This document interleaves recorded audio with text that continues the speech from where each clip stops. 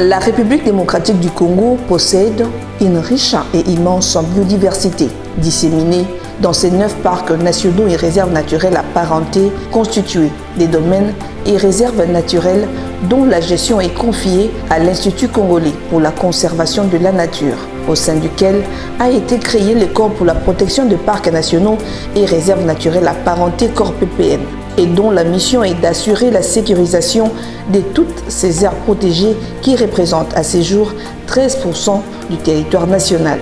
Les domaines de chasse des Biliwéré, des CBU, une aire protégée située à cheval entre les territoires des Ango et des Bondo dans la province du Bas-Ouélé, la plus grande aire protégée du pays en raison de sa superficie évaluée à 60 000 km², se caractérisant par un paysage à la fois forestier et savanicole qui regorge une variété d'espèces animales protégées au nombre duquel l'éléphant. L'aire protégée se trouve dans un écotone, une zone de transition entre la forêt et la savane. Et donc, c'est très riche. Très riche, nous trouvons les espèces savanicoles comme aussi des espèces de forêt. C'est cette particularité-là. Les défis, nous avons d'abord l'orpaillage vers l'ouest. Toute une grande partie est occupée par les orpailleurs. Nous avons ces phénomènes Mbororo. Et ils viennent perdre leur bétail à l'intérieur et ils habitent le parc. Il y a un peu au nord là, c'est inondé de réfugiés centrafricains qui fuient les affrontements au niveau de chez eux, mais aussi le parc connaît la présence quasi permanente de groupes armés, de bandes armées. J'ai cité la Elera, une rébellion de l'Ouganda. Il y a les Seleka,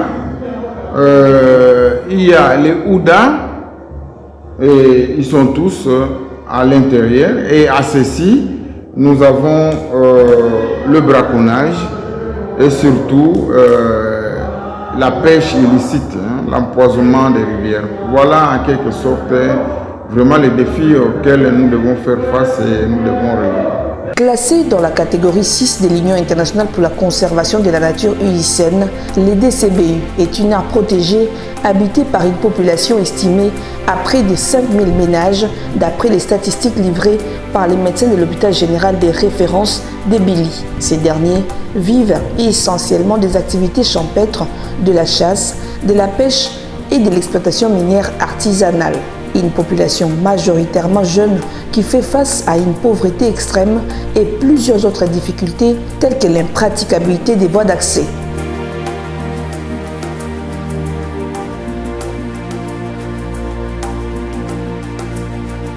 Cependant, au regard des défis sécuritaires auxquels est confrontée cette aire protégée, et cela malgré les difficultés liées à son accessibilité, le Corps pour la protection des parcs nationaux et réserves naturelles apparentées avait choisi les DCBU comme l'un des sites pilotes pour l'organisation d'une session de formation des formateurs sur les référentiels métiers, compétences et curriculum des formations des décogardes de la RDC afin d'assurer, premièrement, l'uniformité de la formation à tous les écogardes du pays et ensuite leur doter des capacités professionnelles et des compétences requises conformément aux besoins de la zone Afrique centrale d'avoir des unités spécialisées d'éco-sécurité.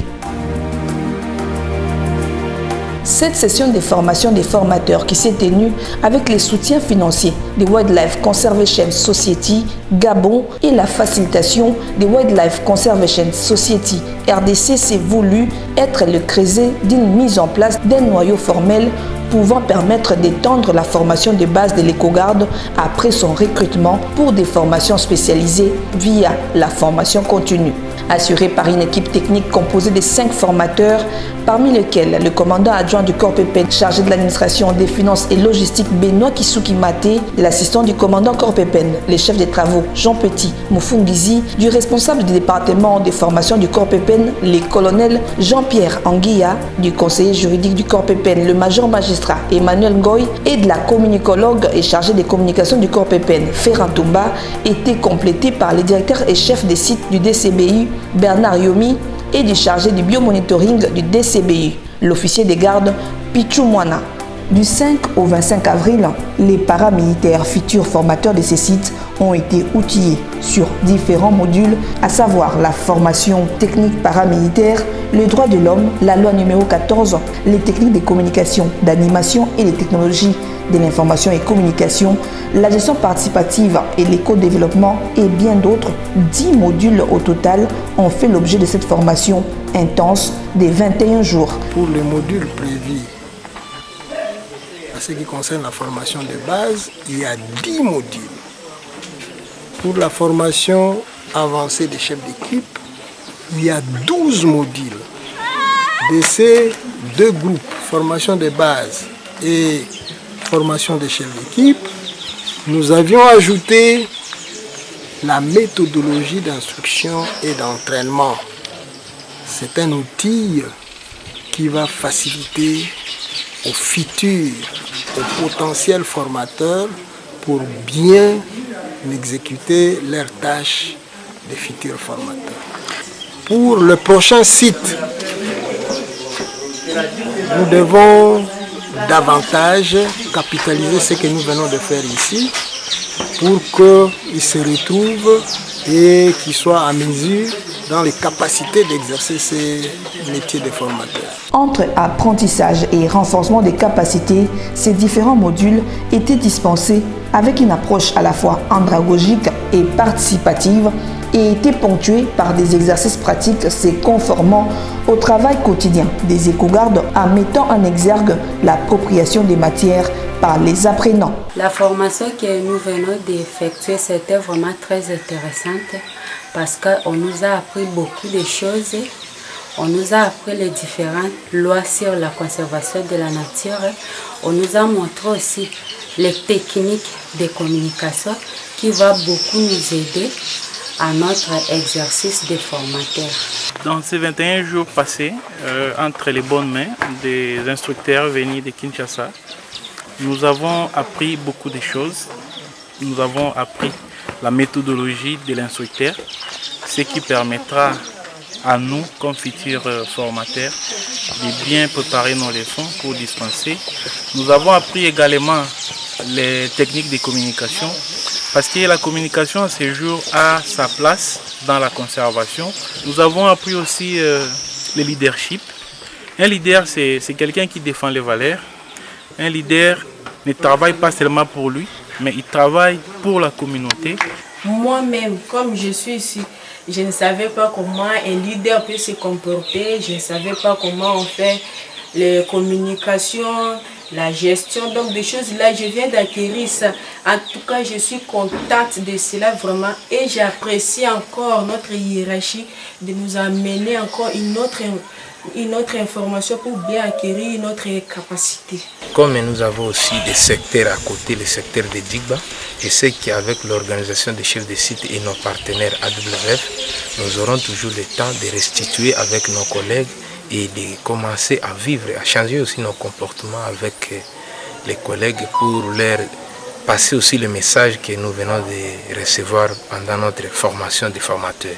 Ces exercices pratiques étaient également l'occasion pour les formateurs de les évaluer. J'ai senti que les apprenants, avec esprit d'abnégation, vraiment se sont révélés compétents et m'ont rassuré de bien maîtriser les matières que j'ai eu à enseigner à leur profit.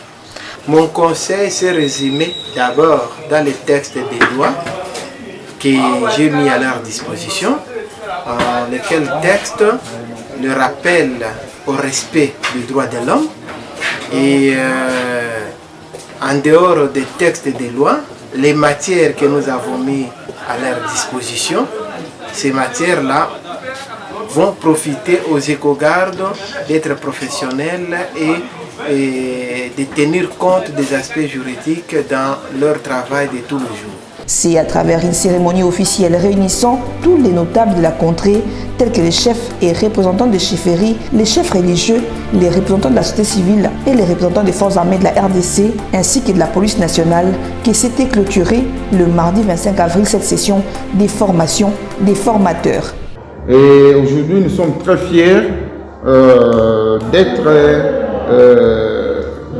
l'aire protégée type au modèle où on va former les formateurs.